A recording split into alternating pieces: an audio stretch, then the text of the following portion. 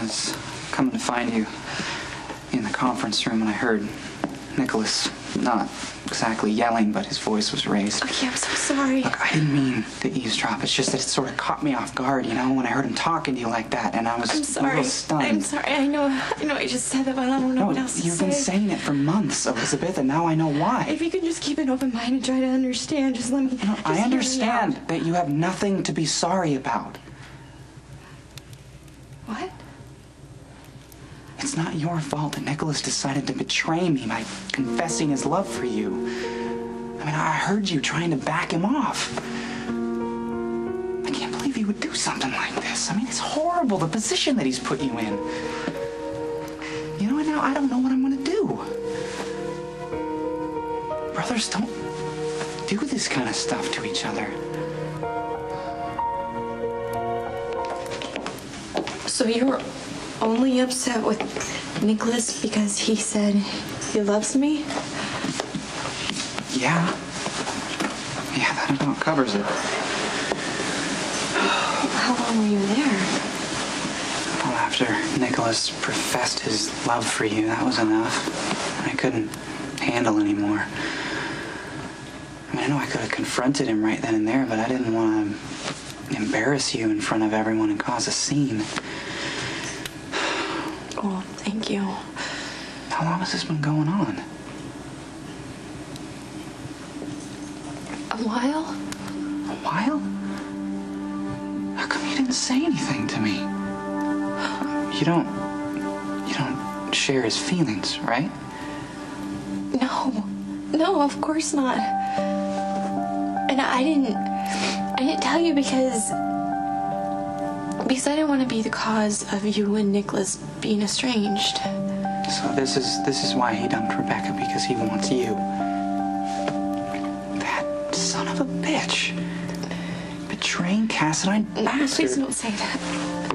Don't defend him, Elizabeth. He knew exactly what he was doing. I'm not defending him. I'm gonna try to explain. Whatever feelings Nikolas has for me, it isn't love. It's another way for him to feel closer to Emily. Emily has been dead for 2 years. How long are we going to use her death to justify Nikolas's screwed up behavior? I guess I empathize because when I thought I lost you in the fire, I turned to Jason. The situations aren't even remotely the same. You thought I was dead. It was natural for you to turn to someone else. And Jason's not my brother. It certainly makes hindsight a lot clearer. What do you mean? Oh, my dad, for instance. He's been really hostile towards Nikolas lately.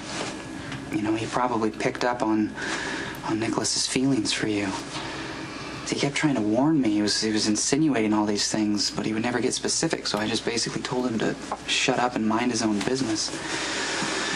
And it sheds new light on you. You know, the conflict, the tears, how awkward you get whenever Nikolas is around.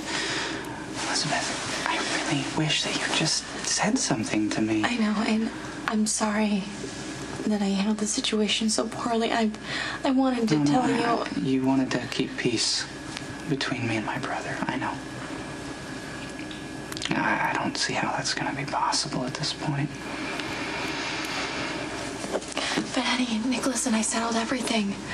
Okay, because he knows that I love you, and then I want to marry you, and then we're going to spend the rest of our lives together. And I know it's asking a lot for you to forget what you heard.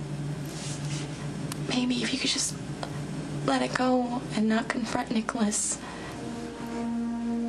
I don't know if I can promise that. I'm sorry. I mean, there's still a lot I need to wrap my head around.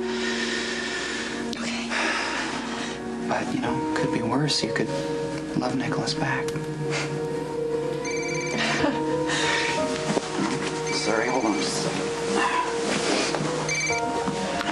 Detective Spencer. Yeah, it's Dominic. You need to see me ASAP. It's about Lulu. We need to talk. No, thanks.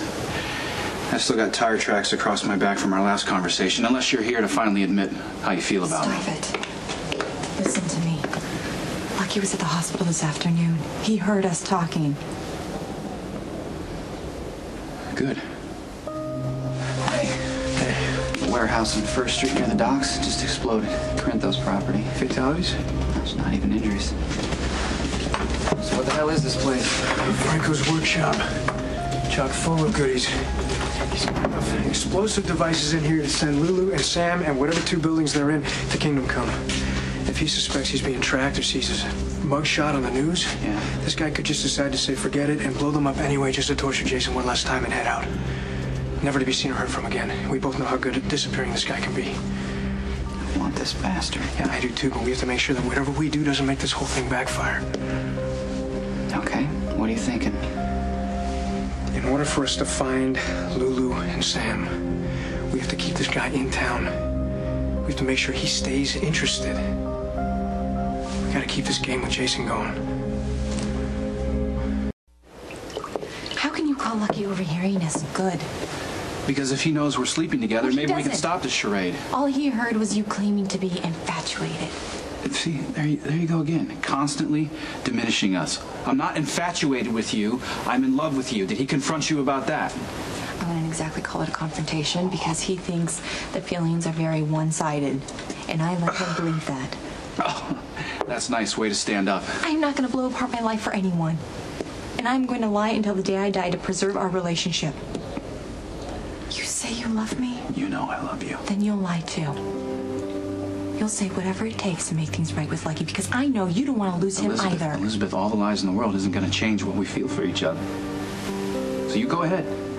You go ahead and deny it all you want. You marry Lucky, you buy that house, you have a nice life. But you and I will always know that I love you and you love me.